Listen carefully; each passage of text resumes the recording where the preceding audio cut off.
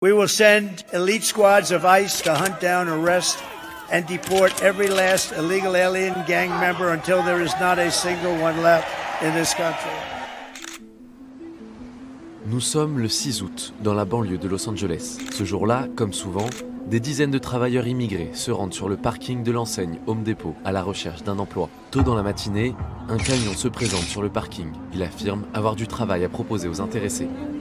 Mais lorsque l'arrière du véhicule s'ouvre, pas d'offre d'emploi, mais une dizaine d'agents de l'ICE, la police anti-immigration, prête à mener une série d'interpellations. L'opération, baptisée Cheval de Troie, conduit ce jour-là à l'arrestation de 12 personnes sans papier, selon des responsables fédéraux. Des interventions musclées comme celle-ci, l'ICE en a réalisé des dizaines au cours des derniers mois. L'une des dernières en date, l'interpellation de ce commerçant américain de 79 ans, violemment plaqué au sol par des agents masqués qui procédaient à l'arrestation de ses employés.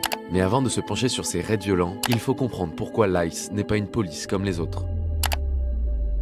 And to take every precaution to protect our citizens at home. Créée en 2003 en réponse aux attentats du 11 septembre 2001, l'ICE a toujours bénéficié d'un pouvoir d'intervention plus étendu que les policiers locaux et est soumis à moins de garde-fous. Alors sur les interventions, il y a à la fois des choses qui sont particulières à cette agence, qui est sa capacité à intervenir masquée, à intervenir sans limite. C'est donc une police fédérale et qui est évidemment sous l'autorité indirecte mais très claire du président des États-Unis. Mais depuis le retour de Donald Trump à la Maison-Blanche, leur pouvoir n'a jamais été aussi important. Le président américain, qui a fait de la lutte contre l'immigration illégale la grande priorité de son mandat, a triplé en 2025 le budget accordé à l'ICE, atteignant une somme record de 170 milliards de dollars. L'objectif de Donald Trump est clair, expulser 1 million de personnes en un an.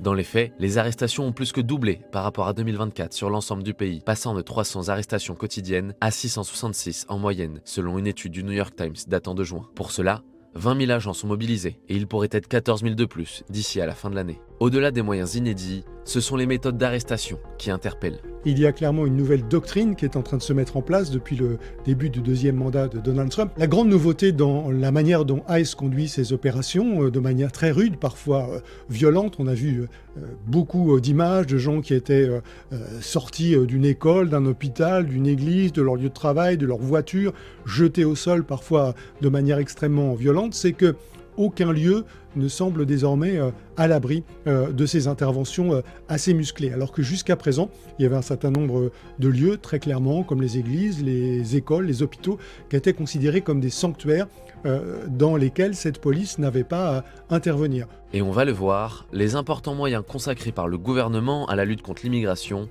passent aussi par la communication.